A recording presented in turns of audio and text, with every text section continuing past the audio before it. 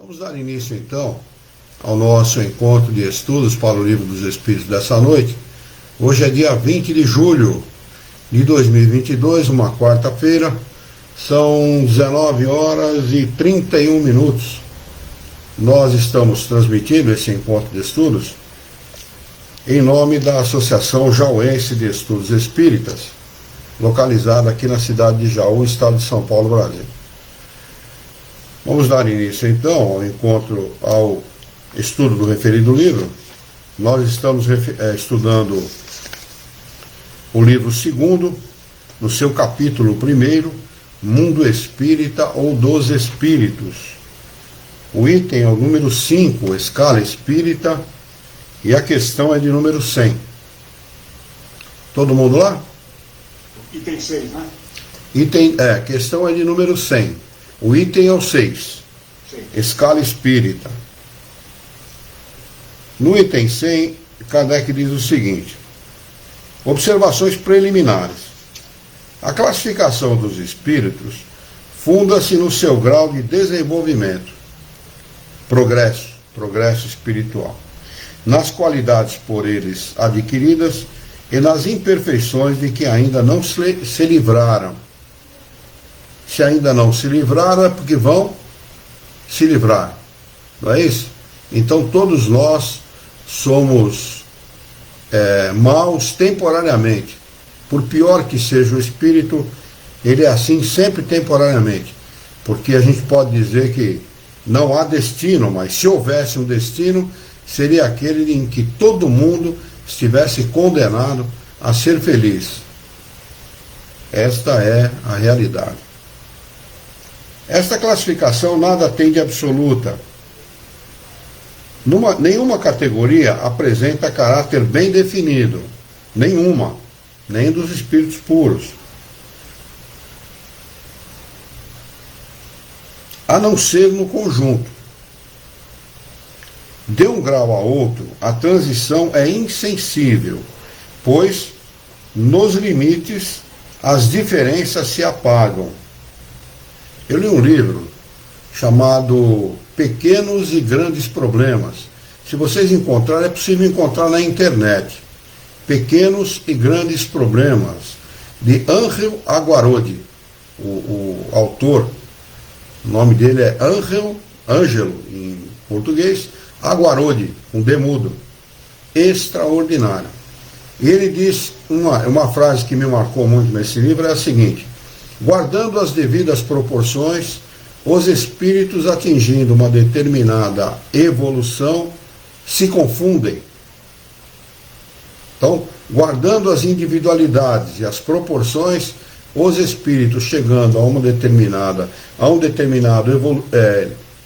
estado evolutivo, estado de progresso espiritual, se confundem. É interessante, sem perder a sua individualidade. Como nos reinos da natureza, nas cores do arco-íris, ou ainda nos diferentes períodos da vida humana, pode-se, portanto, formar um número maior ou menor de classes, de acordo com a maneira por que se considerar o assunto. Acontece nisso como em todos os sistemas de classificação científica. Os sistemas podem ser mais ou menos completos, mais ou menos racionais, mais ou menos cômodos para a inteligência, mas seja como for, nada alteram quanto à substância da ciência. Os espíritos interpelados sobre isto puderam, pois, variar quanto ao número de categorias sem maiores consequências. Houve quem se apegasse a esta contradição aparente, sem refletir que eles não dão nenhuma importância ao que é puramente convencional. Aquilo que o homem dá extrema importância, para os espíritos superiores, pouco valor tem. Ele sempre costuma dizer a Kardec o seguinte: vocês que têm que se entender com a vossa linguagem e com a vossa maneira de pensar.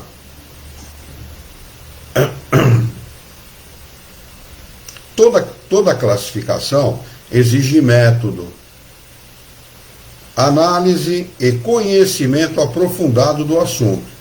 Ora, no mundo dos espíritos, os que têm conhecimentos limitados são, como os ignorantes deste mundo, incapazes de apreender um conjunto e formular um sistema. Eles não conhecem ou não compreendem senão imperfeitamente qualquer classificação. Para eles, todos os espíritos que lhes sejam superiores são da mesma ordem, pois não podem apreciar as suas diferenças de saber, de capacidade e de moralidade, como entre nós faria um homem rude em relação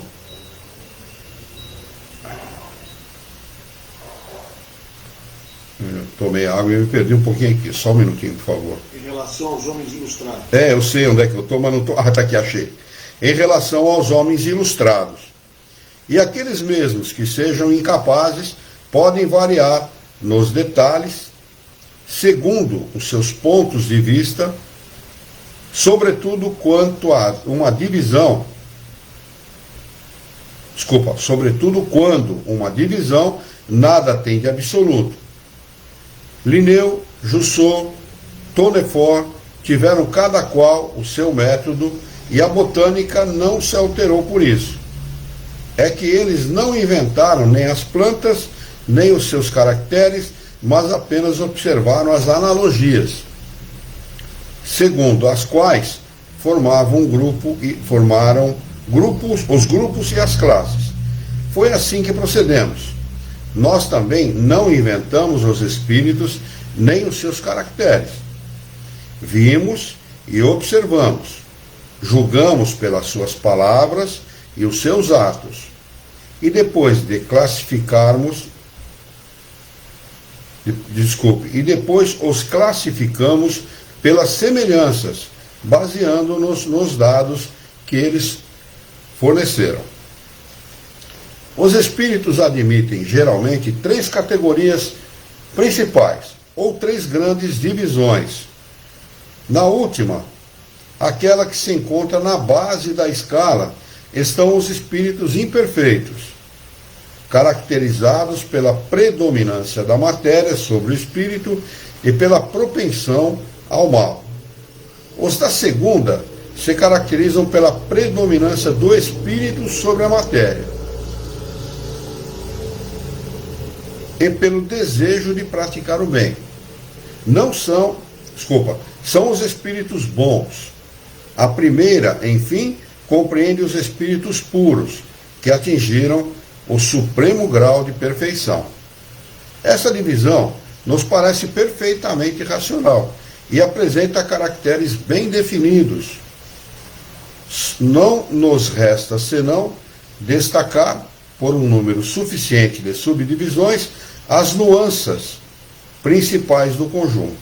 Foi o que fizemos com o concurso dos espíritos, cujas benevolentes instruções jamais nos faltaram.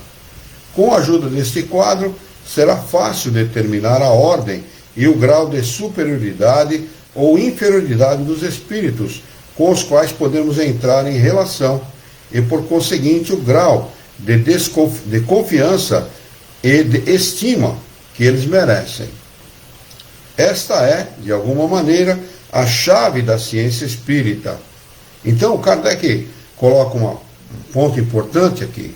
Conhecer a escala espírita é a chave da doutrina, para a gente saber com que tipo de espírito nós estamos lidando. Os superiores merecem ser reverenciados. Os inferiores têm que ser tratados da maneira que cada um é. Nós não podemos reverenciar e aceitar sugestões desses nossos irmãos, até que eles tenham o conhecimento necessário para nos instruir. Não é? Então, a escala espírita, como ele diz aqui, é a chave da ciência espírita.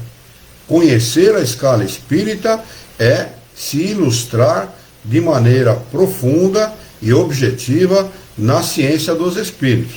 Sem esse conhecimento, o homem fica perdido, como um cego fica perdido à luz do dia. Ele tem a luz, mas não enxerga. Nós temos o conhecimento, mas não enxergamos com quem estamos lidando. Isso é importante no nosso dia a dia até. Por quê? Começa uma discussão do nada, por motivo nenhum, sem razão aparente, sem necessidade, pode ter certeza, é a influência de um desses nossos irmãos que são intrigantes, são malévolos, eles querem ver confusão, eles querem ver briga, eles querem ver desentendimento, eles querem ver separação, eles querem ver dissolução, não é? Ao contrário, se nós estamos com problema e bons pensamentos nos são sugeridos, é sinal que ao nosso lado tem alguém, um bom espírito, querendo nos auxiliar. Isso é fundamental de identificar. Tem gente que acha que espírito não influencia na vida de ninguém. Lê do engano. Eles nos influenciam em tempo integral. Ele vai dizer aqui, numa pergunta mais à frente, que os espíritos nos influenciam muito mais do que nós podemos imaginar. Geralmente são eles que nos guiam. Então, e também o contrário é verdadeiro, né? Sim. Influenciam também os espíritos bons para o nosso dia a dia. Eu, quando costumo entrar na escola, já faço meu bom pensamento com eles, já peço a presença, e é um clima totalmente favorável, né? Isso é importante também, né? Sem dúvida. Não só deixar ser influenciado, como também lembrar que o contrário, eles estão lá para nos ajudar. Sem dúvida, sem dúvida. O pensamento é o que comanda a nossa relação com os espíritos. Ele é o que comanda. Nós, só para deixar registrado, o Luciano Saggioro está conosco, está estudando conosco e está desejando uma boa noite a todos. É fundamental que se tenha bons pensamentos, ou que se procure equilibrar os pensamentos. Kardec, na Viagem Espírita de 1862, esse livro tem no nosso site, se vocês quiserem baixar, Viagem Espírita de 1862. Numa das palestras, porque ele percorre a França, os grupos espíritas franceses, que já existiam há centenas, e faz palestras nesses grupos, né? Numa dessas palestras, ele diz assim, eu vou parafrasear, muita gente diz, dize-me com quem andas e eu te direi quem és. Eu digo, dize-me o que pensas e eu te direi com quem andas, referindo-se aos espíritos. Dize-me o que pensas e eu te direi com quem andas. Então os espíritos se associam a nós pelo nosso modo de pensar. É fundamental pensar bem. Portanto, a prece é uma ferramenta poderosa para que nós possamos nos associar aos bons espíritos. Não precisamos virar carola, não. Um bom pensamento ao dormir, pedindo ao Criador a presença dos bons espíritos juntos de nós, como companhia ao longo da noite, né? Porque o corpo fica lá na cama descansando, mas o espírito, ele vagueia, ele vai aonde é do seu interesse. Portanto, é fundamental estar em companhia dos bons espíritos. Então, um bom pensamento nesse sentido, antes de pegar no sono, é fundamental. E ao acordar, agradecer a vida, agradecer o dia, agradecer o alimento, a casa, o trabalho, enfim, agradecer tudo que Deus nos dá aqui nesta terra, embora muitas vezes pareça que nós estamos condenados ao sofrimento, o que é um engano, não é? São oportunidades que o Criador nos dá para melhorar. Qualquer que seja a situação, ela tem o caráter didático. Portanto, é pedir forças ao Criador, bom ânimo e coragem para enfrentar esses problemas com galhardia, não é? Com vontade, com determinação, com coragem e com resignação. Que é fundamental que nós enfrentemos os problemas com resignação. A resignação, ela tem que ser a base do cristão. Ela tem que ser a base do espírita, consciente daquilo que está fazendo aqui na Terra. Porque com resignação nós não vamos partir para um caminho que a maior parte das pessoas, ou a maioria, ou uma boa parte das pessoas, se utilizam, que é a reclamação. Não é? A reclamação, ela nada mais faz que agravar o problema. Ela não soluciona nada, absolutamente nada, e pelo contrário, agrava o problema. Então, se resignar diante de um fato que nós não podemos mudar, se estiver ao nosso alcance mudar, é obrigação nossa mudar para melhor. Mas se nós não tivermos como mudar aquele fato, é se resignar diante do problema e aceitar com amor aquilo que o Criador nos envia, para que nós possamos sair vitoriosos dessa encarnação. Afinal de contas, nós já não é a primeira vez que nós estamos aqui, e nós esperamos, ansiosamente, que seja uma das últimas. Então é preciso viver ou vivenciar uma vida na qual a gente possa melhorar cada vez mais, melhorar a nossa condição moral e intelectual, para poder, em breve, ir para um planeta melhor, um planeta de regeneração, ou um planeta de melhor qualidade, a fim de poder ter uma vida mais feliz, mais plena. Não é? Vamos lá. Então eu vou começar a ler novamente esta frase. Diz assim: esta é, de alguma maneira, a chave da ciência espírita. E Kardec explica: pois só ela pode explicar as anomalias que as comunicações apresentam, esclarecendo-nos sobre as irregularidades intelectuais e morais dos espíritos. Kardec se preocupa muito com esse detalhe, por quê? Porque para a Igreja Católica, os espíritos são todos iguais. Desencarnam, viram sábios. E não é verdade. O espírito desencarna e permanece exatamente aquilo que ele era ao longo da sua encarnação. Nós somos vítimas de nós mesmos, da nossa maneira de pensar. Então não tem sábio no mundo dos espíritos, a não ser aqueles que passaram pelas mais diversas encarnações, progrediram moral e intelectualmente e hoje têm essa condição. No nosso mundo, são raros aqueles que realmente vieram aqui em missão. Nós, na maioria dos casos, 99,9% dos casos, dízima periódica de 9, são tarefeiros. Muitos se arvoram aí em representantes de Deus, emissários de Deus e tal, mas nada mais são do que tarefeiros. Apenas isso. Na realidade, aqueles que buscam o conhecimento e aqueles que buscam divulgar esse conhecimento estão tendo, mais do que os outros, a oportunidade de aprender a amar o próximo como Jesus ensinou. Essa é a realidade. Não tem bonzinho aqui nesse mundo. Todos nós estamos aqui para aprender e para melhorar. Esta é a realidade. Ele diz: observemos, entretanto, que os espíritos não pertencem sempre e exclusivamente a esta ou aquela classe. Kardec deixa aqui mais uma vez claro que os espíritos imperfeitos de hoje serão os espíritos puros de amanhã. Ninguém é permanentemente mau, permanentemente perverso, permanentemente criminoso, corrupto, ou o que quer que seja, que caracterize aquele espírito numa encarnação.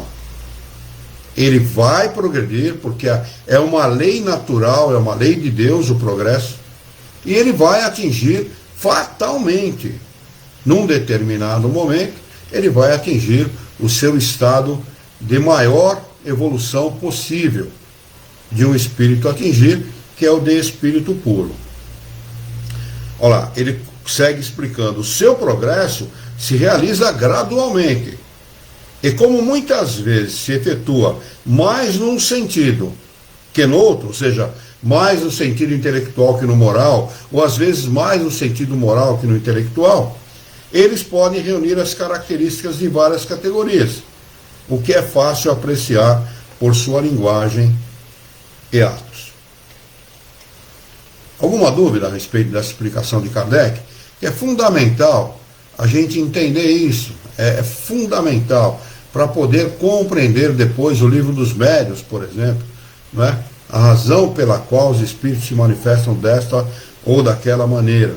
Né? Por que eles se manifestam assim? Por que os espíritos invadem as nossas vidas e são intrigantes, e imprimem discórdia, não é? Desavença, desentendimento entre os parentes, às vezes parentes que nós amamos muito, não é? E que são, que nos distratam, que nos, por alguma razão que a gente desconhece, agem de forma indevida conosco.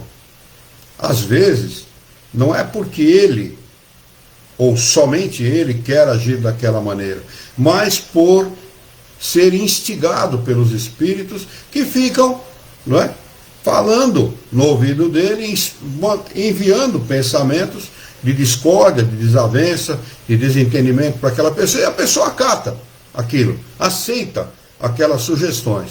Então, é também fundamental para nós vigiarmos o nosso pensamento. Opa, peraí, esse pensamento não é meu. Eu não penso assim. Por que eu estou aceitando essa sugestão? Não é? Eu tenho uma espécie de uma piadinha que se conta no meio espírita, que um compadre precisava roçar um determinado campo e a enxada dele estava cega. E ele pensou, poxa, o compadre fulano, o compadre José, comprou uma enxada nova, 3 caras, que é a melhor enxada que existe, não é? 8 polegadas, novinha, 0 km. Ela deve estar uma beleza para mim carpir, para mim roçar o meu campo. Eu vou pedir emprestado aquela enxada do compadre José. Mas ele pensou ao mesmo tempo, peraí, ele comprou uma enxada nova. Ele não vai querer emprestar a enxada. E ao mesmo tempo ele pensou, poxa, mas o compadre José é muito meu compadre.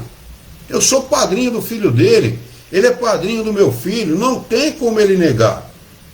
Ele é uma pessoa boa, é uma pessoa amável, sempre atendeu a tudo aquilo que eu pedi para ele. Certamente ele vai emprestar a enxada. E ao mesmo tempo ele pensava, não, ele comprou a enxada nova, ele deve estar com ciúme da enxada. E se dirigiu para a casa dele com esses pensamentos. Chegou na casa do compadre e ele falou para o compadre assim, como é que é? Você vai ou não emprestar enxada para mim? Quer dizer, é típico, né, da influência dos espíritos na cabeça de cada um. Eles são intrigantes. Sugerem pensamentos intrigantes às pessoas e às vezes, sem o menor conhecimento do outro, já existe uma briga sem ele sequer saber o motivo da briga. Agora, Luiz, daria para afirmar 2 pontos, né, em relação a essa explanação que você está fazendo.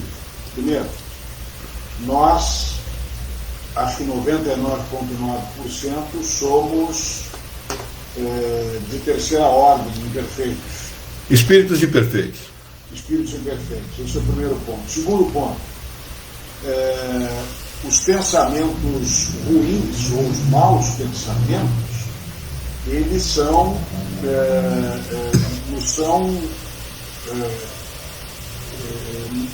jogados constantemente no dia a dia, né? Por mais sugeridos seria a palavra mais correta. Né? A palavra correta é essa, são sugeridos. Né? Nós é que temos que fazer esse policiamento e esse cuidado. Eu tenho percebido muito isso depois que comecei a estudar o Espiritismo, você sabe bem da minha história, de um ano para cá, porque até então eu não tinha uma noção precisa disso, né? De como eu era mal influenciado, o porquê. Né? Minha esposa sempre dizia, mas tu tens um gênio ruim, tu tens um gênio difícil. Não me dizia isso sempre, mas em alguns momentos quando eu agia de uma determinada forma, mas isso é um gênio ruim. Então hoje eu consigo perceber o porquê disso, né? Então, como nós somos realmente influenciados e sugeridos a... Constantemente. Constantemente. Porque eles fazem parte da nossa vida. Além dos espíritos que nos são simpáticos, são os nossos parentes, amigos desencarnados, enfim, aqueles que têm alguma ligação conosco, além deles, tem os espíritos aí avulsos. Estão passando pela rua, entram na nossa casa, não é? Nos influenciam mesmo. O cara pega um sujeito que tem um pensamento, está com o pensamento atravessado por alguma razão, eles vão aproveitar aquele pensamento atravessado para sugerir mais coisas naquele sentido. Quando Jesus fala assim, orai e vigiai, para não cairdes em tentação, ele está querendo dizer exatamente isso. Vigiar. Vigiar o quê? Vigiar o pensamento. Essa frase foi retirada de um contexto em que Jesus disse essa frase. Jesus não era um lunático que acordava, orar e vigiar e tal. Não, ele falou isso num contexto. Ele falou isso numa conversa com seus seguidores. Certamente ele estava orientando os seus seguidores a terem bons pensamentos. Então, olha, cuidado. Orar e vigiar. Vigie os pensamentos, para você não cair em tentação. O que é a tentação, senão a sugestão dos maus pensamentos? Não tem outra maneira de se explicar aquilo que Jesus queria dizer ou ensinar com esta frase. E o mais correto é vigiar e orar. É mais importante vigiar do que orar. A oração, ela pode ser feita em pensamento, em qualquer circunstância e em qualquer momento do dia.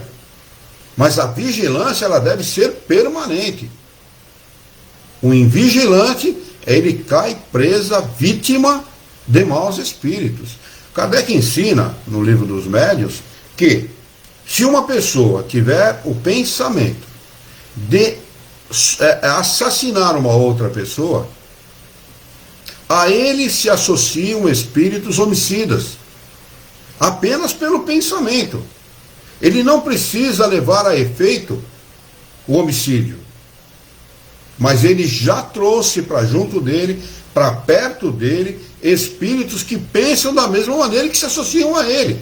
Imagine que tipo de companhia vai ter essa pessoa. Mas, ao mesmo tempo, quando há uma desassociação do pensamento, também há um desligamento desse perfil. Sem dúvida, sem dúvida. Por isso que Jesus disse orar e vigiar. Por essa razão. Nós temos que aprender que somos espíritos imperfeitos. Não levanta a crista, porque orgulho, prepotência e vaidade leva à derrocada, não leva ao bom caminho. Então vamos ser humildes. Quando Jesus disse assim, vinde a mim as criancinhas, porque delas é o reino do céu, ele não estava querendo dizer aquelas crianças que estavam à volta dela, mas aqueles que são humildes, aqueles que são simples de coração, aqueles que são sinceros. É disso que ele estava falando. É isso que nós temos que fazer. Primeiro nós temos que aceitar a nossa condição. A nossa condição é de espírito imperfeito, ponto. Não é? E partindo daí, tentar, ao longo da nossa vida, porque o progresso ele é gradual, ele não é instantâneo, ninguém passa daqui para o céu. Não é? Não existe céu, mas eu estou falando no sentido daqui para a felicidade. De uma vez, não é assim. É progressivo, gradual. Não é? Então, como é gradual, nós podemos, ao longo da nossa vida, procurando mudar o nosso comportamento, a nossa maneira de pensar, conquistar a presença dos bons espíritos. Conquistar, junto de nós, a presença do nosso espírito guia. Quantas vezes e de quantas pessoas o seu espírito guia, aquele espírito que foi determinado por Deus para acompanhar aquele ser durante a sua encarnação, se afasta dele porque não tem condição de inspirar bons pensamentos a ele, devido às decisões daquele espírito em ir por este ou por aquele caminho. Não estamos falando aqui que a pessoa tem que ser beato, não. A pessoa pode viver nesse mundo e de conformidade com as frivolidades desse mundo. Não tem problema nenhum. Mas a pessoa não pode se entregar a vícios que ele sabe perniciosos. Não pode se entregar aos desvarios do pensamento, aos desregramentos do corpo, ao apego dos bens materiais, das coisas materiais, sabendo-se espírita e conhecendo aquilo que ele conhece dentro da doutrina espírita. É preciso e essa mudança, quem provoca não é a doutrina espírita, quem provoca é cada um por si mesmo. Cada um que tem que tomar a sua decisão, cada um tem que utilizar-se desses conhecimentos em benefício próprio. Não adianta o sujeito ser formado em advocacia e não exercer a advocacia. Ele é um advogado, ao mesmo tempo não é. Não é? Então, é necessário que se adquira o conhecimento e que se aplique esse conhecimento em tornar-se melhor, em ser um ser humano melhor hoje do que ele foi ontem e amanhã melhor do que ele foi hoje. É necessário nós fazermos essa transformação, porque a transformação de cada um de nós vai influenciar o mundo, sim. Tem gente que diz assim, não consigo mudar o mundo. Consegue sim, porque você vai dar bom exemplo, você vai caminhar por um caminho diferente e você vai ser observado pelas outras pessoas. A gente imagina que as pessoas não nos observam, é mentira isso. As pessoas observam sim, notam o que cada um de nós faz, o comportamento de cada um, e muitas vezes o comportamento deles é norteado pelo comportamento de cada um de nós. Então, Como? Você fala dos encarnados. Sim, tanto dos encarnados como dos desencarnados. O mundo dos espíritos, dos desencarnados, influencia sobre o mundo dos encarnados e vice-versa. Essa influência, existe uma interinfluência. Não existe a influência só dos desencarnados sobre encarnados. Lê do engano. Nós influenciamos sobre os espíritos desencarnados também. Nós aprendemos com eles e eles aprendem conosco. Então, o bom comportamento leva muitas vezes a encarnados e desencarnados a melhorar o seu posicionamento diante da vida. Melhorar o seu comportamento, melhorar a sua maneira de ver e de agir. Peraí, por que esse cara é assim e eu sou diferente? Eu quero saber por quê. É isso que leva cada um de nós a procurar os diferentes caminhos da vida. Aquela velha máxima, né? Nunca é tarde para começar. Nunca é tarde. Nunca será tarde. Porque o espírito ele tem a imortalidade pela frente. Então, a partir o quanto antes ele tomar a decisão de modificar o seu caminho, melhor para ele. Ele vai adiantar o seu progresso espiritual e, consequentemente, se aproximar da sua felicidade. Felicidade, a nossa felicidade é sempre relativa ao nosso comportamento. Uma pessoa que se comporta mal, que age mal, que é corrupto, que se vende, nunca ele vai ser feliz.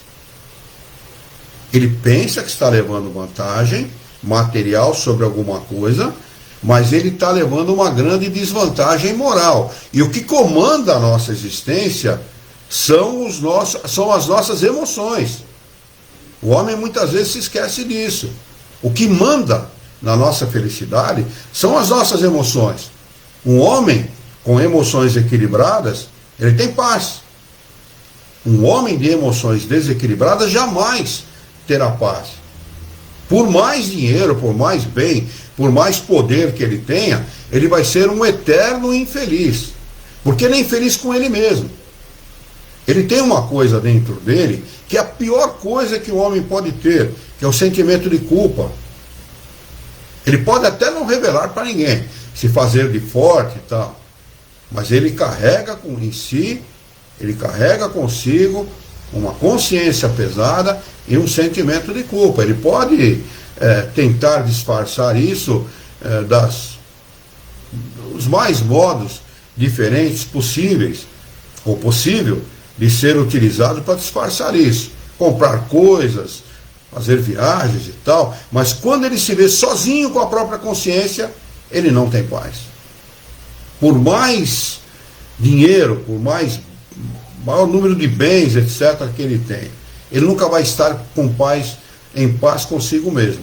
E o homem, com uma consciência leve, com uma consciência tranquila, ele pode não ter nada, ou o mínimo possível para viver, e ele será feliz com certeza. A felicidade não depende do número de zeros à direita que ele tem na sua conta bancária. Nunca vai depender disso. Aliás, tempo não é dinheiro. Tempo é tempo, e dinheiro é dinheiro. Não tem nada uma coisa tem a ver com a outra. Nós podemos usar o nosso tempo para ganhar dinheiro e para ser feliz. Aliás, devemos investir nas duas coisas.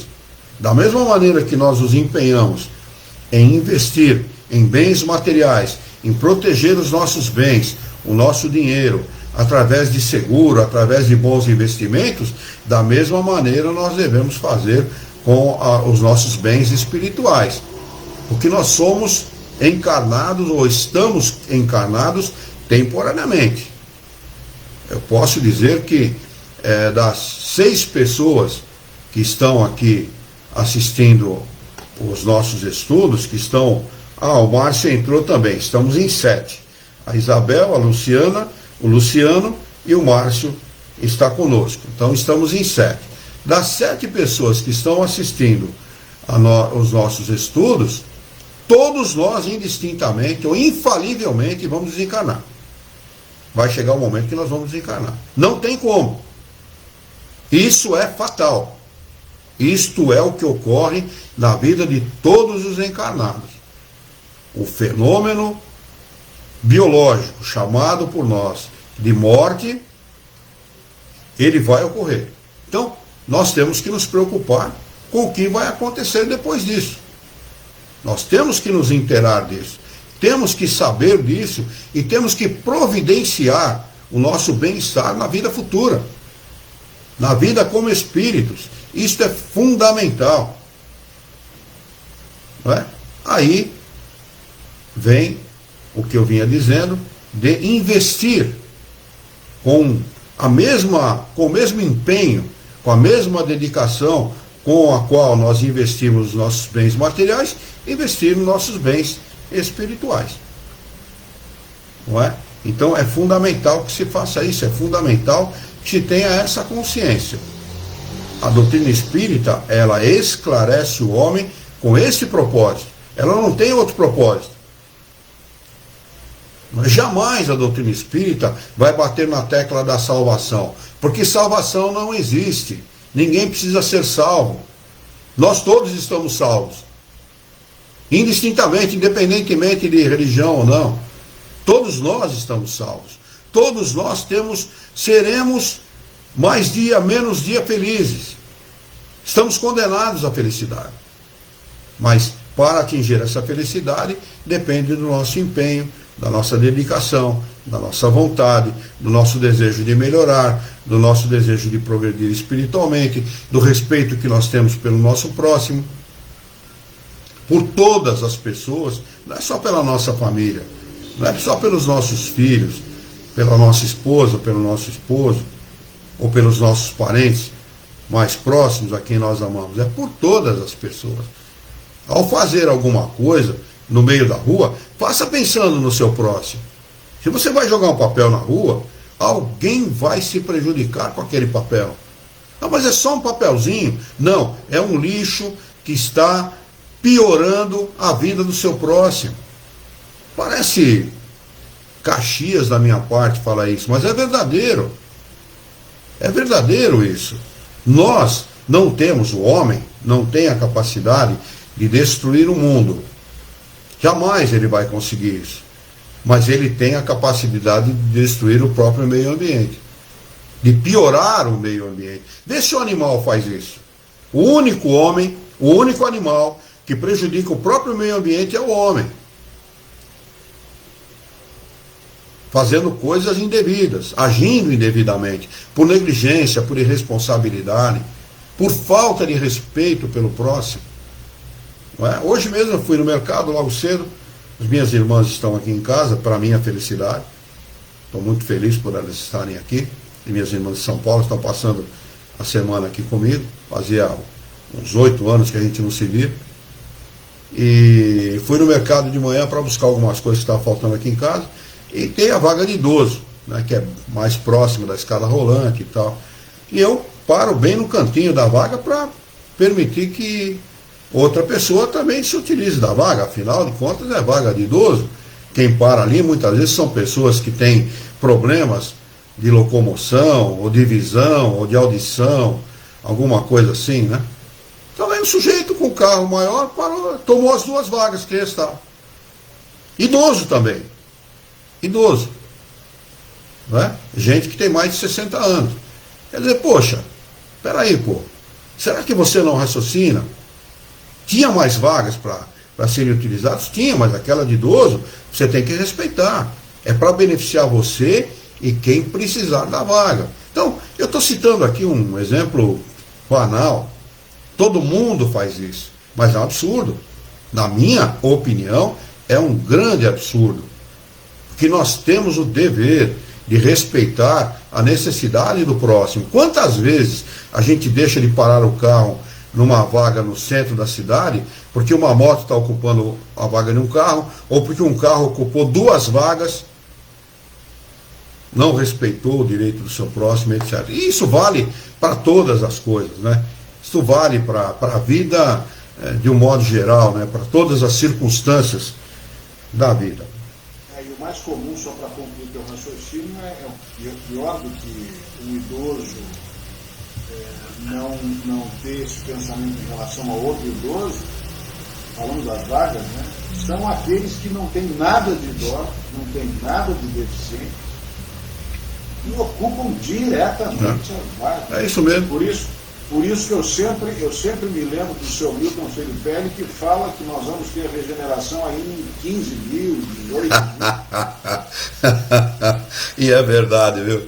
E é verdadeiro. Infelizmente é verdade isso, né? É incrível. Infelizmente. Tem muitas pessoas aí que já sugerem que o mundo vai se tornar um mundo de regeneração em 2070, 2080. É um grande absurdo, né? É um grande absurdo. Não tem. O homem ainda precisa comer muito arroz e feijão para aprender a respeitar o seu próximo, né? Mas vamos lá. Vamos para a questão de número 101. Terceira ordem, espíritos imperfeitos. Isso aqui devia chamar, esta terceira ordem devia chamar espelho.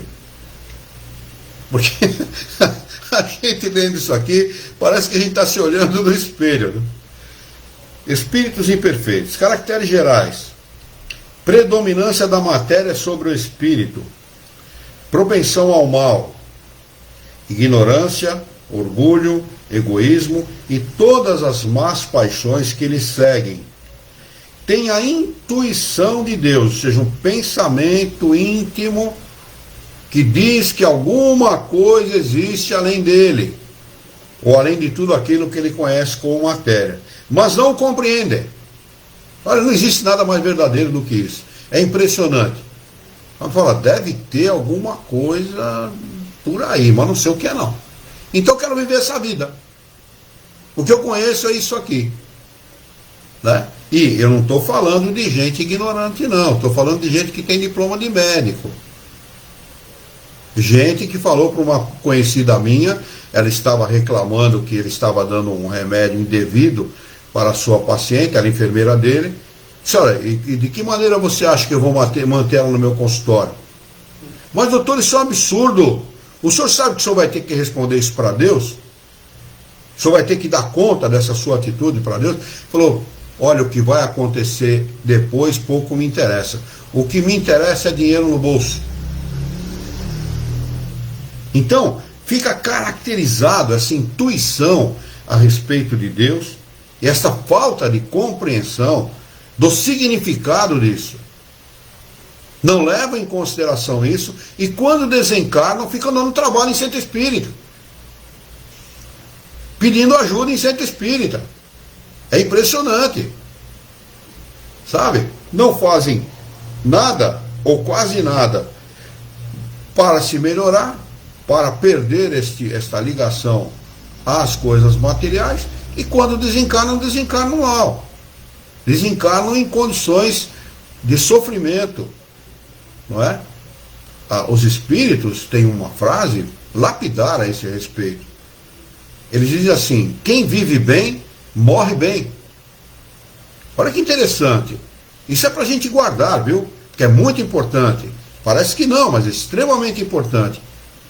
Viva bem para morrer bem. Que você vai morrer com certeza. E se você morrer mal, é complicado, barbaridade. Porque aquilo que você deixou de sofrer ao longo da sua vida, você vai fatalmente sofrer ao longo do seu estado de erraticidade. Não há como Deus aquinhoar da mesma maneira aquele que procedeu mal. Seria injusto da parte dele, e ele é a expressão perfeita de justiça. Ele não pode aquinhoar da mesma maneira, dar àquele que agiu mal, da mesma maneira que ele vai dar àquele que agiu corretamente, aquele que preferiu o caminho da honestidade, do bem, do respeito ao próximo, etc. Não é? Ele segue dizendo: nem todos são essencialmente maus. Em alguns, há mais leviandade.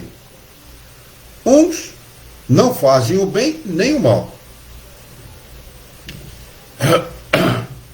Mas, pelo simples fato de não fazerem o bem, revelam sua inferioridade. Outros, pelo contrário, se comprazem no mal e ficam satisfeitos quando encontram a ocasião de praticá-lo. Podem aliar a inteligência à maldade ou à malícia, mas qualquer que seja o seu desenvolvimento intelectual, suas ideias são pouco elevadas e os seus sentimentos mais ou menos abjetos. Diploma não é garantia de caráter, de bom caráter e de boa conduta. Conhecimento acadêmico não tem absolutamente nada a ver com bom comportamento moral, com respeito pelo próximo, etc. Porque os espíritos que vivem aqui no nosso planeta, os espíritos da terceira ordem, são assim mesmo. Independentemente do desenvolvimento intelectual, as ideias são pouco elevadas e os sentimentos mais ou menos abjetos. Elas se metem aí com sexo grupal, com droga, enfim, dão todo tipo de mau exemplo ao seu próximo. E é fundamental dar o bom exemplo, porque nós fazemos parte de uma sociedade, quer nós queiramos ou não, fazemos parte. E somos responsáveis pelo mau exemplo e pelo bom exemplo que nós demos. Os seus sentimentos sobre as coisas do mundo espírita são limitados. Os seus conhecimentos sobre as coisas do mundo espírita são limitados. Olha aí a importância desse conhecimento. Não é? Porque isto muda a nossa maneira de encarar a vida, o nosso apego às coisas materiais. Os espíritos dizem que conhecimento espírita leva ao desapego de 3/4 partes do apego às coisas materiais. Ele perde 3/4 partes desse apego. Olha que legal, né? Só isso já é uma vitória. Só isso por si só já é uma vitória. O pouco que sabem a respeito se confunde com as ideias e os preconceitos da vida corpórea. Não podem dar-nos mais do que noções falsas e incompletas daquele mundo. Quando eles falam de dar noções falsas e incompletas, ele está falando de espíritos que se comunicam e que estão nessa condição de espíritos imperfeitos.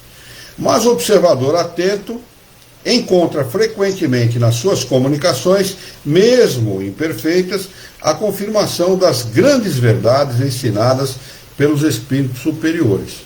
Está faltando 10 minutos para nós encerrarmos. Nós vamos acabar este item aqui e encerrar o nosso encontro. O caráter desses espíritos se revela na sua linguagem. Todo espírito que, nas suas comunicações, trai um pensamento mau, pode ser colocado na terceira ordem. Por conseguinte, todo mau pensamento que nos for sugerido provém de um espírito dessa ordem. Atentem para esta afirmação. Todo mau pensamento, qualquer mau pensamento que nos for sugerido, provém de um espírito imperfeito. O espírito bom, ou superior, ou perfeito, não sugere mau pensamento, nem desavença, nem desentendimento, nem violência, nem nada desse tipo. Vem a felicidade dos bons, e essa visão é para eles um tormento incessante. Esse negócio de dizer que vivem nas trevas, isso é tudo historinha da carochinha. Os espíritos convivem entre si e veem a felicidade dos bons. Isto é que traz para eles o pior tormento, porque eles estão vendo a felicidade do outro e para eles é inatingível essa felicidade naquele momento. Então é o que leva esses espíritos a buscarem uma nova encarnação para poderem atingir aquela condição. Estão vendo isso aqui ao nosso lado. Né? Como é que é? Estão vendo isso, a nossa felicidade, a felicidade que tem aqui está, esses maus espíritos estão vendo isso ao nosso lado. Exatamente, é isso mesmo. Eles ombreiam conosco, ombreiam com os espíritos desencarnados, convivem no mesmo ambiente, espíritos superiores, espíritos imperfeitos, etc. Não tem esse negócio de... Eles se agrupam, eles se associam por tendências. Mas convivem como nós, em sociedade, convivemos com marginais, assassinos, traficantes de droga. E a mesma coisa acontece no mundo dos espíritos. Não tem distinção, é o mesmo mundo. É claro que a gente não se mete com assassino, com traficante de droga, com marginal e etc. Mas nós convivemos no mesmo mundo. E vemos esses exemplos acontecerem à nossa volta. Vem a felicidade dos bons, e essa visão é para eles um tormento incessante, porque lhes faz provar a angústia da inveja e do ciúme. Conservam a lembrança e a percepção dos sofrimentos da vida corpórea. Conservam a lembrança. Se tomaram um tiro, vão permanecer com essa sensação. Se desencarnaram por uma doença grave, na qual sofreram muito, vão permanecer com essa sensação, e assim por diante. E essa impressão é frequentemente mais penosa do que a realidade. Por quê? Porque quando encarnados, você toma aí um barbitúrico qualquer, uma coisa qualquer, e você adormece. E temporariamente, por algum tempo, você não sente aquele sofrimento, ou é minimizado aquele sofrimento. No mundo dos espíritos não acontece isso. Não tem como disfarçar o sofrimento. Olha como vale a pena viver bem. Sofrem, portanto, verdadeiramente pelos males que suportaram e pelos que acarretaram aos outros. E como sofrem por muito tempo, julgam sofrer para sempre. Daí a ideia do inferno. Deus, para os punir, essa afirmação aqui está equivocada, porque não é punição. Punição da ideia errada daquilo que o Criador faz, não é punição, é didático, é para ensinar. Deus é misericordioso e bom, quer que eles assim pensem. Podemos dividi-los em 5 classes principais. Vamos aqui deixar a questão de número 102 para nós retomarmos na próxima quarta-feira. Faltam 6 minutos para o encerramento da nossa transmissão. E nós vamos fazer a nossa prece de encerramento e vamos utilizar o restante da chamada para bater um papo. Combinado? Combinado. Vamos lá então. Vamos elevar o nosso pensamento, mentalizar a figura excelsa e amiga de Jesus, nosso mestre, nosso modelo e guia da humanidade, e juntos com Jesus nos dirigir ao Criador, ao Senhor da vida, fonte inesgotável de paz, de amor, de bondade, de misericórdia e justiça, para agradecê-lo muito pela oportunidade de aqui estarmos reunidos em seu nome, para discutirmos as questões propostas pelo livro dos Espíritos dessa noite. Queira o vosso amor, a vossa misericórdia, a vossa bondade, que tenhamos bom ânimo, coragem, determinação, ideias renovadas, alegria de viver e muito entusiasmo, para que nós possamos trabalhar, sermos úteis à sociedade em que vivemos e desta forma dignificar a vida.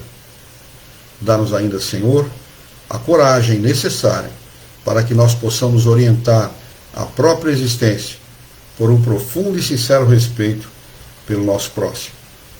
Em teu nome, Senhor, em nome de Jesus, em nome dos bons espíritos, em nome do nosso diretor espiritual e de toda a sua equipe, nós declaramos encerrado o nosso encontro de estudos essa noite, e que assim seja.